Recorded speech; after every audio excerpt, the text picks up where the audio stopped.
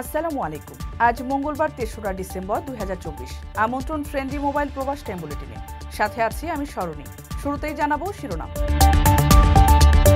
ওমানে কৌশলে প্রবাসীদের টাকা হাতে নিচ্ছে চক্র, সবাইকে সতর্ক করল পুলিশ।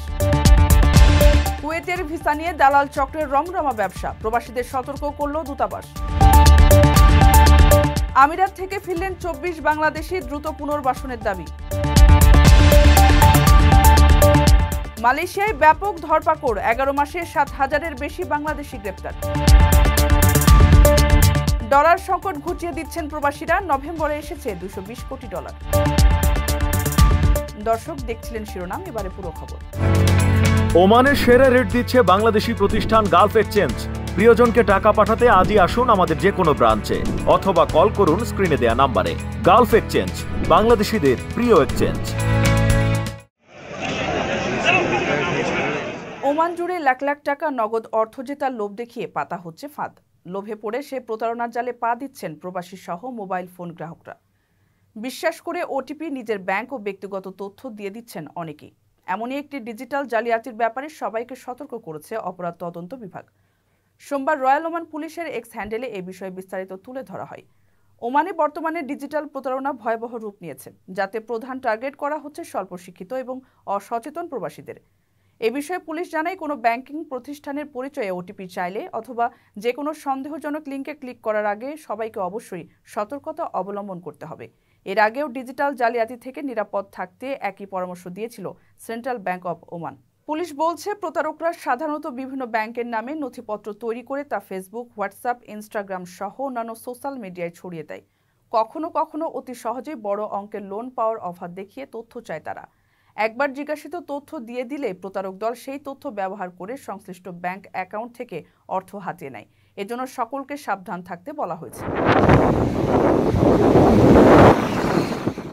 কারো কাছে স্বপ্ন পূরণ, কারো আনন্দের উপলক্ষ, আবার কারো জীবন পাল্টে দেওয়ার মুহূর্ত, কখনো জীবন বাঁচাতে সর্বোচ্চ গতিতে উড়ে চলা, কারো আবেগের শেষ মুহূর্ত, আপনজনের শেষ বিদায়ে শামিল হওয়া।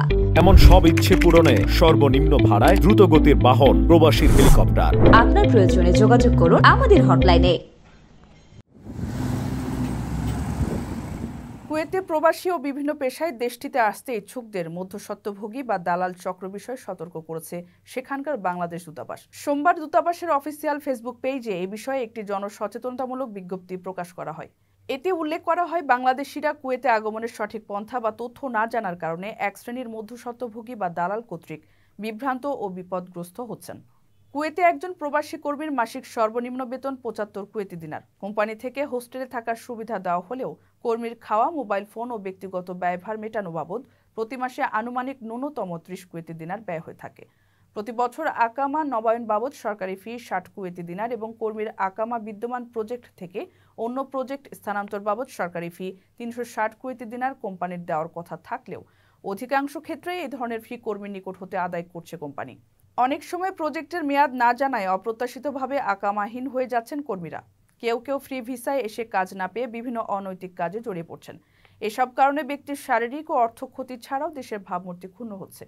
এই অবস্থায় কুয়েতে কাজের উদ্দেশ্যে আসতে ইচ্ছুক বাংলাদেশিদের ফ্রি ভিসা পরিহার করার পরামর্শ দিয়ে দূতাবাস বলছে, কাজের বিস্তারিত জেনে এবং নিশ্চিত হয়ে তবে অভিবাসনের সিদ্ধান্ত নেওয়া প্রয়োজন।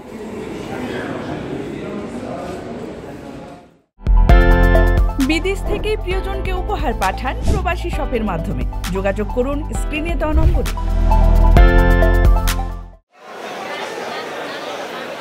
আরব আমিরাতে ক্ষমাপ্রাপ্ত প্রবাসী বাংলাদেশিদের মধ্যে ২৪ জন সোমবার দেশে ফিরছেন।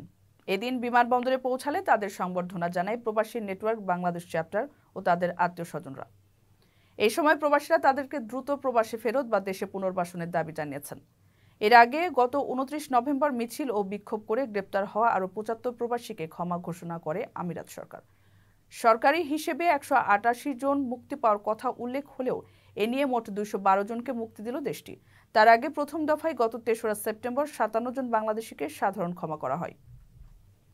প্রবাসী নেটওয়ার্ক বাংলাদেশ চ্যাপ্টারের আহ্বায়ক ইসমাইল হোসেন ফাহিম বলেন, জুলাই ফ্যাসিবাদ বিরোধী রক্তক্ষয়ী আন্দোলনে প্রবাসীদের ত্যাগ ইতিহাসে উজ্জ্বল হয়ে থাকবে। প্রবাসী বাংলাদেশিরা বিশ্বের বিভিন্ন দেশে প্রতিবাদ জানিয়ে বিক্ষোভ করে। এর ধারাবাহিকতায় আরব আমিরাতেও প্রবাসীরা প্রতিবাদ বিক্ষোভ প্রদর্শন করায় গ্রেপ্তার হন। প্রবাসীদের বিনিয়োগের শতভাগ নির্ভরযোগ্য প্রতিষ্ঠান প্রবাসীর সিটি লিমিটেড। এখানে বিনিয়োগ করে হালাল মুনাফা অর্জন করুন। মালয়েশিয়ায় 7,000-এর বেশি বাংলাদেশিকে গ্রেপ্তার করেছে অভিবাসন বিভাগ। হারিয়ান মেট্রোর প্রতিবেদনে বলা হয়, চলতি বছরের জানুয়ারি থেকে 14 নভেম্বর পর্যন্ত বিভিন্ন স্পটে অভিযান পরিচালনা করে বিভিন্ন অপরাধে 7,822 বাংলাদেশি সহ বিভিন্ন দেশের মোট 41,234 জন অবৈধ অভিবাসীকে গ্রেপ্তার করা হয়। গ্রেপ্তারদের মধ্যে সর্বোচ্চ ইন্দোনেশিয়ার 12,588 জন ছাড়াও রয়েছে 7,112 জন মিয়ানমারের নাগরিক।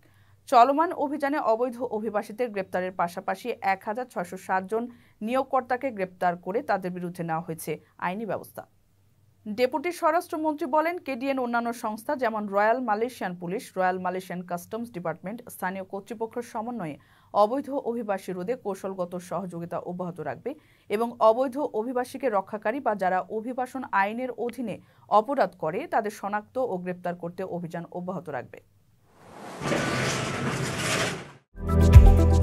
আকর্ষণীয় রেট ও দারুণ সব ডাটা বান্ডেল পেতে আজই ব্যবহার করুন ফ্রেন্ডলি সিম।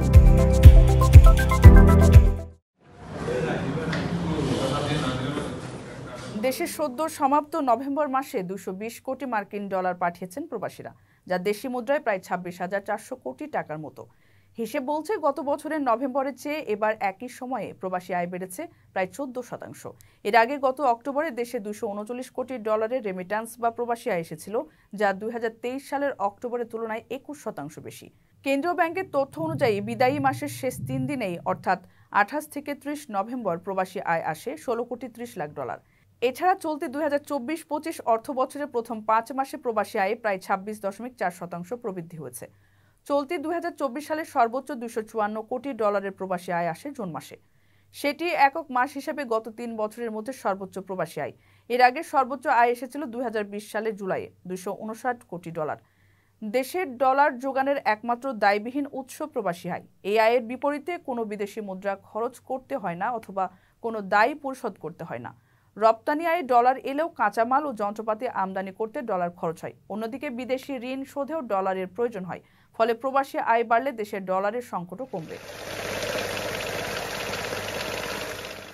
দর্শক দেখছিলেন ফ্রেন্ডলি মোবাইল প্রবাস টাইম বুলেটিন। শেষ করার আগে শিরোনামগুলো জানিয়ে দিচ্ছি আরও একবার।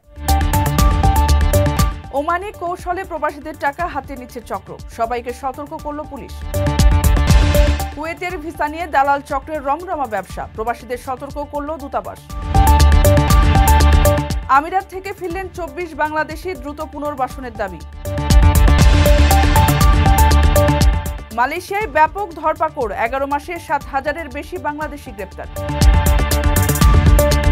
ডলার সংকট ঘুচিয়ে দিচ্ছেন প্রবাসীরা, নভেম্বরে এসেছে 220 কোটি ডলার। এই ছিল ফ্রেন্ডলি মোবাইল প্রবাস টাইম বুলেটিনের আজকের আয়োজনে। প্রবাসের সর্বশেষ সংবাদ পেতে ভিজিট করুন www.probastime.net। সাবস্ক্রাইব করুন আমাদের ইউটিউব চ্যানেল এবং চোখ রাখুন ফেসবুক পেজে। পরবর্তী বুলেটিন দেখার আমন্ত্রণ জানিয়ে আজকের মতো বিদায় নিচ্ছি আমি শরণী। সে পর্যন্ত সবাই ভালো থাকবেন এবং নিরাপদে থাকবেন। আল্লাহ হাফেজ।